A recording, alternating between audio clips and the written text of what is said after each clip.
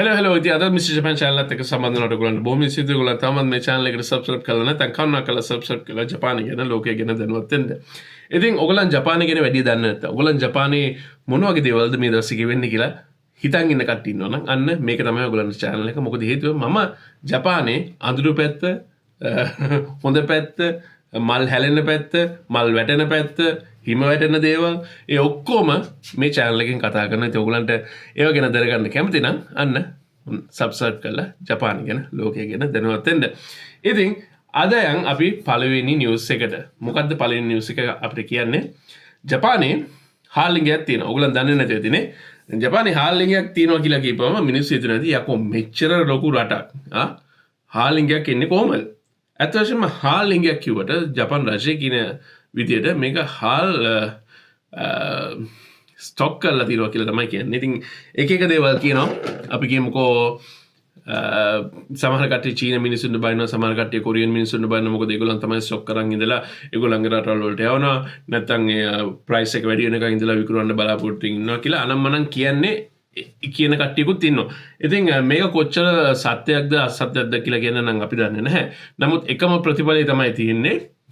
හාල් මිල 2023 ඉඳන් ගණන් කරලා බලනකොට කිලෝ 5ක පැකට් එකක් 1980ට තමයි ඒ කාලේ වික්කේ. දැන් යෙන් 1980ට නම් දැන් ගන්නවත් හිතන්න හම්බ වෙන්නේ නැහැ. නමුත් දැන් යෙන් 4000කට කිට් වෙලා තියෙනවා. 4300 4500ට යන අවස්ථා තියෙනවා.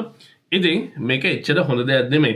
ඒකින්ද තමයි ජපාන් රජය ටොන් 1,50,000ක හාල් ප්‍රමාණයක් ජනතාවට නිකුත් කරලා තිනවා මේ හාල් මිල පාලනය කරන්න කියලා තමයි දාලා තින්නේ. නමුත් මම හිතන්නේ නැහැ මේකෙන් හාල් මිලේ කිසිම වෙනසක් වෙයි කියලා. මොකද හේතුව මෙවැනි දෙයක් මම ඊට පෙරත් කරලා තිනවා. ඒකෙන් හාල් මිලේ වෙනසක් වුනේ නැහැ. හාල් හිඟයකට වඩා දැන් තියෙන්නේ හාල් හයි ඩිමාන්ඩ් එකක් තියෙන්නේ. ඉතින් ඒකින්ද හිඟයට වඩා දැන් මිනිස්සු ගන්න පුළුවන් තරම් තමන්ගේ පැත්තට ඒ කියන්නේ තම ඉන්න ප්‍රදේශයේ කට්ටිය ඒවා ඒ පැත්තට ගෙන්න බලනවා. සමහර කට්ටිය අනිත් පැත්තට ගෙනියන්න බලනවා. ඉතින් ඒ ඔක්කොම අන්තිමට ප්‍රතිඵලයක් හැටියට ඉතුරු වෙන්නේ හාල් මිලේ ගාන වැඩි වෙන එක විතරයි. ඉතින් ඔයගොල්ලන් ජපානයේ ඉන්නවා නම් ජපානයේ හාල් ගන්න බලාපොරොත්තු ඉන්නවා නම් මේක ඔයගොල්ලන්ට වැදගත් වෙයි. ලොකුම දෙයක් කියන්න තියෙනවා මේ හාල් මේ ස්ටොක්ස් කොයිද තියෙන්නේ කියලා ජපාන් රජයවත් දන්නේ නැහැ. ඒ කියන්නේ අපි හිතේ ජපාන් රජය හැම ඩේටා එකක්ම තියාගෙන ඉන්නවා කියලා. බලනකොට ජපාන රජයත් හාල් කොයිද තියෙන්නේ කියලා දන්නේ නැහැ. ඒ වල ඩේටාස් නැහැ. හරි? සමහර දේවල් තියෙනවා, සමහර ඩේටාස් නැහැ. ඒකින්ද පොඩක් හාල් මිලදී ගන්නකොට ප්‍රයිස් වල එහෙම ගණන් හොයලා බලලා කමෙන්ට්ස් වල දාන්න. මොකද හේතුව සමහර කට්ටිය මේ පළාත් වල හාල් ගන්න බලාපොරොත්තු ඉන්න කට්ටියත් ඇති. ඒගොල්ලන්වත් දැනුවත් කරගෙන යන්න පුළුවන්. ඉතින් ඊළඟට අපි දකිනවා මේ නිවුස් එක පොඩ්ඩක් ඛේදජනකීය නිවුස් එකක්. ඒක තමයි අවුරුදු 23ක 20ක ගැහැණු ළමෙක් අවුරුදු 17ක ගැහැණු ළමෙක්ව අසහිකා ප්‍රදේශයේ කියන්නේ හොක්කයිඩෝ ප්‍රාන්තයේ අසහිකා ප්‍රදේශයේ ඝාතනය කරා ගිය අවුරුද්දේ. ඇය ඝාතනය කරාට පස්සේ පාලමක් උඩින් ඉඳන් බිමටත් දාලා තිනවා කියලා තමයි කියන්නේ. ඉතින් මේක සෙම්පයි කෝහයි ප්‍රශ්නයක් කියලා කියන්නේ. අපි කියමුකෝ සෙම්පයි කෝහයි කියන්නේ ජූනියර් සීනියර් පොඩි ගැටුමක් තමයි වෙලා තින්නේ. මේ අපිට ආරංචි වෙච්ච විදිහට අවුරුදු 20ක ගැහැණු ළමයාගේ මොන හරි ෆොටෝස් වගේක් අවුරුදු 17 ගැහැණු ළමයා කිසිම අනුමැතියකින් තොරව ඒ කියන්නේ අර සීනියර්ට කියන්නේ නැතුව පොඩ්ඩක් අප්ලෝඩ් කරා කියලා ඒකට උරණ වෙලා තමයි ඇයව ඝාතනය කරලා තින්නේ. මේ මෙච්චර මේ ළමයි මෝඩද කියලා හිතෙනවා. ඇත්ත වශයෙන්ම කියනවා නම් ඒ වගේ අපි කියමුකෝ අපහසුතාවයකට ලක් වෙන මොන හරි ෆොටෝ එකක් නම් කමකුත් නැහැ. ඒ වගේ දේකුත් අපිට ආරංචි නැහැ. නමුත් මේ හුදෙක්ම තමන්ගේ ලෙවල් එක පෙන්වන්න කරපු ඝාතනයක් කියලා තමයි අපිට නම් තේරෙන්නේ. ඉතින් කොහොම නමුත් අවුරුදු 17ක ගැහැණු ළමයාගේ දෙමව්පියන් පව් ඒ වගේම තමයි අවුරුදු 20 ගැහැණු ළමයාගේ දෙමාපියනුත් පව්. මොකද හේතුව දෙගොල්ලන්ටම තමන්ගේ ළමයි අහිමිවීමක් තමයි මෙතින් මට පේන්නේ. ඉතින් මෙවැනි දේවල් අපි කියමුකෝ ශනික කෝපය ඒ වගේම අර පිටිපස්සේ ඉන්න ලන්චුවේ අර එකට ඉන්න කොල්ලෝ සෙට් එක කෙල්ලෝ සෙට් එකගේ අර පුෂ් එක තියෙනවා සමහරවිට උඹ ගහපා අපි බලා ගන්නම් කියන කට්ටියගේ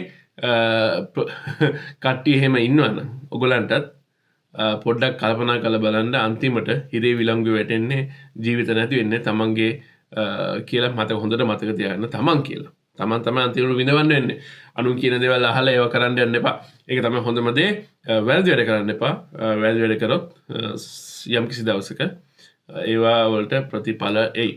ඉතින් ඊළඟට බලමු මේ ජපානයේ මේ කෙමෙන් වැඩි වෙන ඉම්පෝර්ට් එක්ස්පෝර්ට් ඩෙෆිසිට් එක ගැන. දැන් අවුරුදු දෙකක් තිස්සේ ඉම්පෝර්ට් එක්ස්පෝර්ට් ඩෙෆිසිට් එක පොඩ්ඩක් රතු වගේකින් තමයි යන්නේ. ඒ කියන්නේ ආනයන කරන්න යොදපු මුදල් වලට අපනයන කරලා ගෙන්නපු මුදල් වලට වඩා ආනයන කරන්න යොදපු මුදල් වැඩිවීමක් තමයි අපිට පෙනෙන්නේ.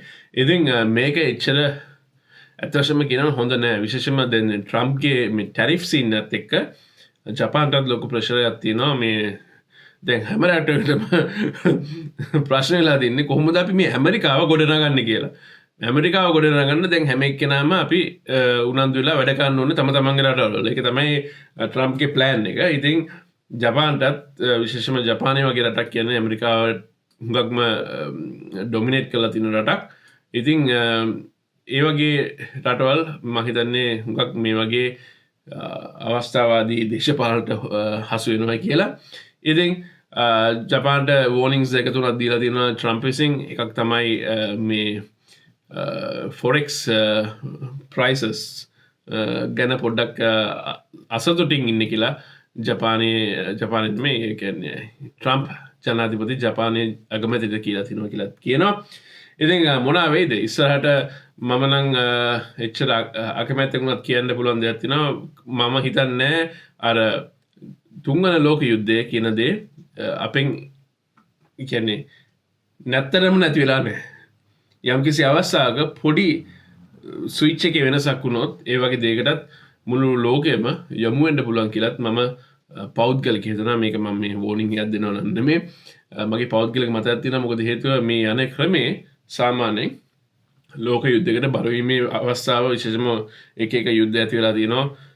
යුක්‍රේනයේ යුද්ධය සහ පලස්තීන යුද්ධය, ඊට පස්සේ චීනයත් ඇමරිකාවත් අතර තියෙන මේ ඝට්ටනය සහ මේ බ්‍රික්ස් කියන දේ තියෙනවානේ, ගෲප් එකක් තියෙනවානේ. ඒ ඔක්කොම එක්කව කරලා බලපුවම මේ මොන රටවල්ද තමන්ගේ ආරක්ෂාව කොහොමද සපයගන්නේ කියලා ප්‍රශ්න නැගෙන මොහොතක් කියලා මම හිතනවා. ඉතින් ඒක හින්දා පොඩ්ඩක් ඔයගොල්ලොත් විමසිල්ලෙන් ඉන්න පිටරටවල වල ඉන්නවනේ. හරි. ඊට පස්සේ අපි කතා කරමු මේ 7-11 එක. 7-11 එක කියපුවම සමහර කට්ටිය ලංකාවේ ඉන්න කට්ටිය දන්නේ නැති වෙයි. 7-11 එක කියන්නේ ජපානයේ තියෙන කන්වීනියන්ස් ස්ටෝර් එකක්. ඉතින් මේ කන්වීනියන්ස් ස්ටෝර් චේන් එකක්ම ජපානයේ තියෙනවා. ඒ වගේම තමයි වෙන රටවල තියෙනවා 7-11 එක. ඉතින් මේ කන්වීනියන්ස් ස්ටෝර් චේන් එක කවුද පාලනය කරන්නේ? ජපානයේ 7&i හෝල්ඩින්ග්ස් කියන කෝපරේෂන් එක තමයි මේක මේ චේන් එක අයිතිකරු. ඉතින් මේ වල අපේ ලාංකිකයනුත් වැඩ කරනවා හුඟක් කරලා ජපානයේ. ඉතින් මේ ආයතනය මේ චේන් එක පොඩ්ඩක් කැනඩාවේ වෙන ආයතනයක් විසින් මිලදී ගැනීමට සූදානමක් තියෙනවා. බයි අවුට් එකක් වෙන්න යනවා කියලා පොඩි ලොකුවට ගියා. ටික කාලයකට ඉස්සෙල්ලා නැවතත් ඒක කරිලට ඇවිල්ලා තියෙනවා. ඉතින් ඒක ඒ බයි අවුට් එකට යනවාද ඒ වගේම වෙන සමාගමක් එක්ක මර්ජර් එකක් වෙනවද කියලා පොඩ්ඩක් දැන් උණුසුම් කතා බහක් ඇති වෙලා තියෙනවා. ඉතින් මේක හුඟක් වෙලාට ඒ වල වැඩ කරන කට්ටිය සහ ඒවා මේ චේන් එක කඩවල් අයිතිකරුවන් ඉන්නවා. ඒ කඩවල් අයිතිකරුවන්ට බලපායි කියලා මම හිතනවා. මොකක්ද හේතුව එක regulations rules එහෙම වෙනස් වෙන්න පුළුවන් වෙන කම්පැනි එකකට ගියාට පස්සේ. ඉතින් මේ දවස්වලේ මේ සෞන්දර්ය දිනේ මේ වගේ දේවල් තමයි වුනේ. ඉතින් ඔයගලන් ජපානය ගැන ඇත්ත වශයෙන්ම දැනගන්න ඕන. ඉතින් මේ වගේ මිස්ටර් ජපාන්ගේ channel එකට subscribe කරලා ඉතින් අලුත් දේවල් අහගන්න. මොකද හේතුව ජපානය ගැන කතා කරනකොට හුඟක් අය ජපානය ගැන ඇත්ත තත්ත්වය කතා කරන්නේ. ඒක තමයි මගේ මූලික ටොපික් එක. ඇත්ත තත්ත්වය ගැන කතා කරන්න තමයි මගේ මම උපරිම උත්සාහ කරන්නේ. ඇත්ත තත්ත්වය කතා කරන්නේ නැත්නම් ඒ රටේ මොකද්ද රටකට එන්න ඉන්න කට්ටියට ඒ ඇත්ත තත්ත්වය හොයාගෙන ඉන්න බැරි කමක් තියෙනවා. ඉතින් ඔගොල්ලොත් ඒව ගැන දැනුවත් වෙන්න ඕන.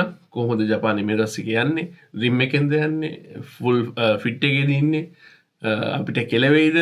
ඒවගේ දෙව හොයන කටන්න නම් මේක තම හොඳම චැල්ල ඉතින් නැවතත් මේ වගේ වීඩියෝකින් හම්බෙනකම් ජයවා